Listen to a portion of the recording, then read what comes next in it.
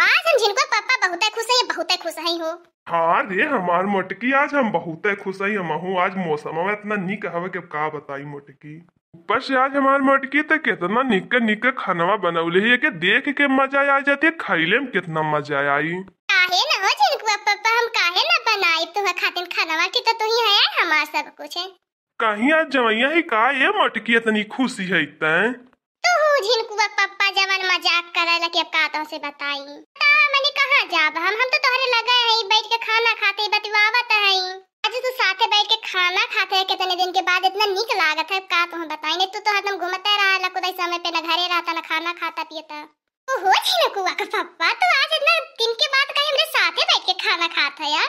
सवेरे वैसे जिद करत रहला झिनको मम्मी आज साथे बैठ के खाना खाई जाई। कुछ हवा में का हो झिनको पापा? नाही रे हमार मोटकी कवन बात ही रही। हम अपने मेहरारू से इतना प्यार ना कर सकीला, बैठ के साथे खाना ना खा सकी तरे हमार मोटकी तो हमार मेहरारू वही भुलाए गेली का? नाही हो झिनको पापा, काहे हो झिनको पापा भुलाए जब हम तो तार बियाही मेहरारू हई। हाँ रे हमार मोटकी। आता झिनको पापा खावा उठल खाना। चला हो झिनको पापा कत्तो आज घूमने चला, घर में रहा एकदम जीव कचुआ आई गेल, एकदम जियर हमार बियाही गेल, एकदम उगी गेल घरा से। चल ले हमार मोटकी, आज तो जवन कहबी तवन हम तो की करावे। सही में हो झिनको पापा। अरे हमार मोटकी तो के विश्वास ना होता है। अगर हम अपने मोटकी के ना घूम के लेके जाता का पड़ोसिन के लेके जब घूम के झिनको पापा कहिले न तो बहुत बढ़िया मजाक कर लेला। काहे पड़ोसिन के लेके जाबा घूम जब हम हई तो? जो अच्छा मोटकी हमार तैयार हो जो ये आके चलत या तो के घूम में। अरे हमार झिनको पापा पतन कान का मैं काट लेला झिनको पापा पीछवा से। कहाँ रे हमार मोटकी तो के का काट ले जहाँ जाली तहाँ तो के कुछ न कुछ कटते रहाला।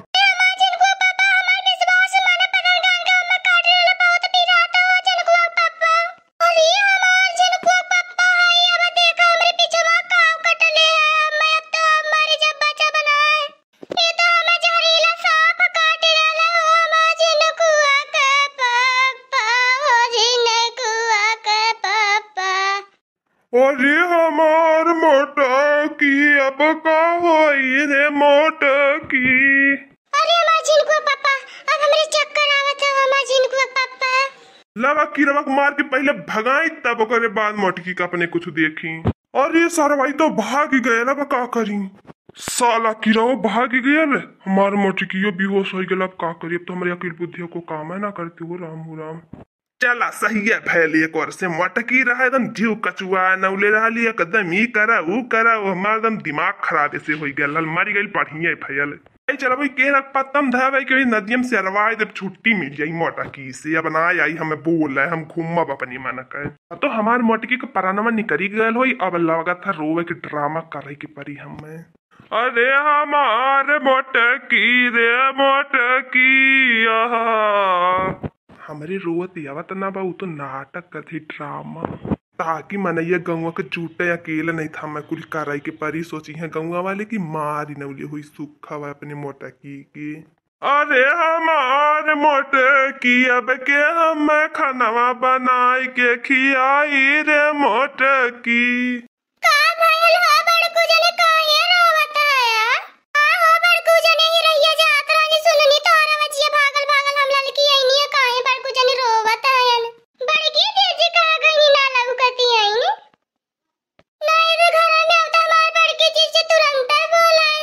अरे ललकी देखी नहीं आया अपने मोटका जीजी के भुइया ना देखती हाउ हो ललका देखी न। अरे हमार बड़कू जने बड़की जीजी भुइया काहे पड़ी है? ना उठा के खटिया पे रखन के का भइल भुइया काहे सोवली आईनी? अरे हमार ललकी देखी नहीं आ तो हर बड़की जीजी गुजर गई नी हो ललको देखी न। अब बहन को नजरिया सांप काट लेला, मार मोटके मार गई, मैं दुनिया छोड़ के चले गई। अब हम कैसे जिए अब अब अपने मोटके साथ है। अब हम मर जाब, अब हम जी के का करब हो राम। अरे हमार बड़कू जने ऐसे न बोलो हो बड़कू जने। अरे हमार बड़की जीजी अरे हमार बड़की जीजी अब कैसे हम जियब हो हमार बड़की जीजी हो बड़की जीजी।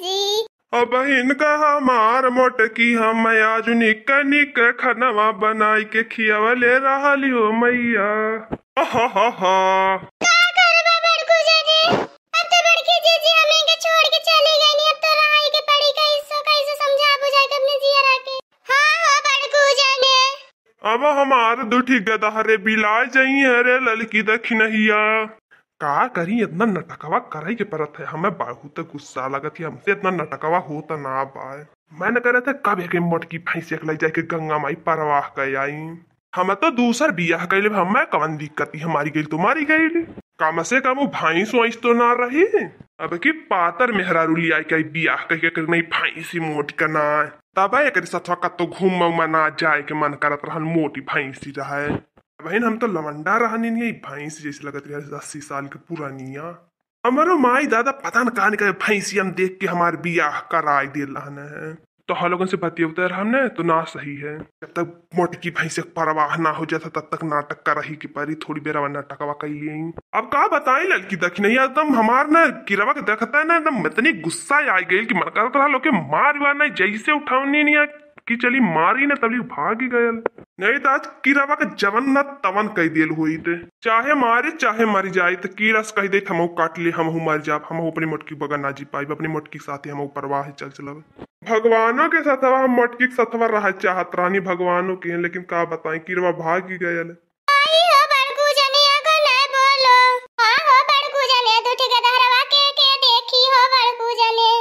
रे लड़की दखी नहीं हुआ सोच के हम अपने चेहरा पे बहुत पत्थर रखत हई, का बताई अब अपने दूठी गदहरवन का मुंह देख के रही के परी कैसो, नहीं तो मोटे के बगैर हम तो जीव तो ना पाई, का बताई लेकिन गदहरन का वो मुंह देख रहा।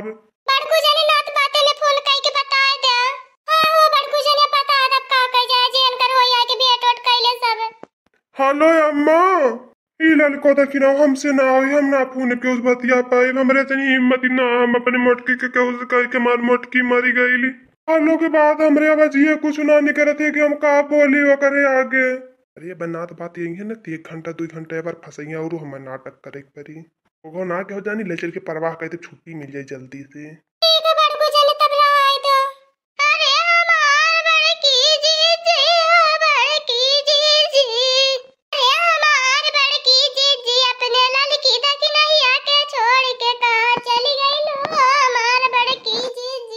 जाई सुखे खुख बला ले आई ले चलिए न परिवार वा कह दे का करी अब।